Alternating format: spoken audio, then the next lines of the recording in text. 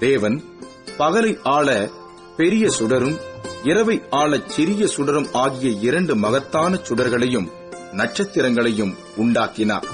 அவைகள் பூமியின் மேல் பிரகாசிக்கவும் பகலையும் இரவையும் ஆளவும் வெளிச்சத்துக்கும் இருளுக்கும் வித்தியாசம் உண்டாக்கவும் தேவன் அவைகளை வானம் என்கிற ஆகாய விரிவிலே வைத்தார். தேவன் அது நல்லது என்று கண்டார். சாயங்காலமும் விடியற்காலமும் ஆகி 4ஆம் நாள் ஆயிற்று.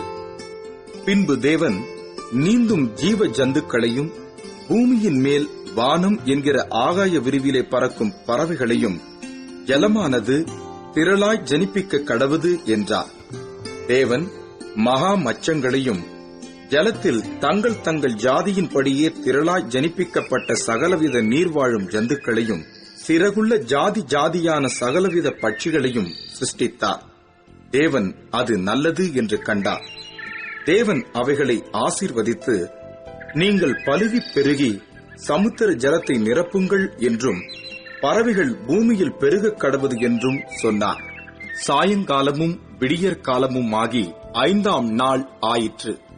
பின்பு தேவன் பூமியானது ஜாதி ஜாதியான ஜீவ ஜந்துக்களாகிய நாட்டு மிருகங்களையும் ஊரும் பிராணிகளையும் காட்டு மிருகங்களையும் ஜாதி ஜாதியாக பிறப்பிக்க கடவது என்றார்.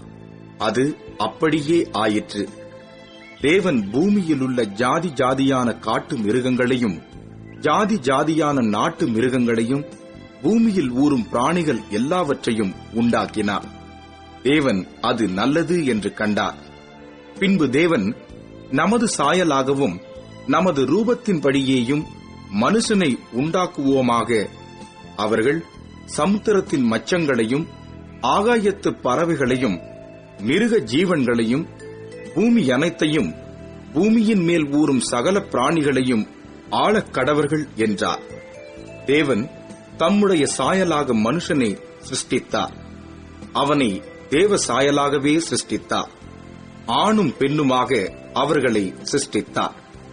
பின்பு தேவன் அவர்களை நோக்கி, நீங்கள் பலுகிப் பெருகி பூமியை நிரப்பி அதை கீழ்ப்படுத்தி சமுத்திரத்தின் மச்சங்களையும் ஆகாயத்து பறவைகளையும் பூமியின் மேல் நடமாடுகிற சகல ஜீவ ஜந்துக்களையும் ஆண்டு கொள்ளுங்கள் என்று சொல்லி தேவன் அவர்களை ஆசீர்வதித்தார்.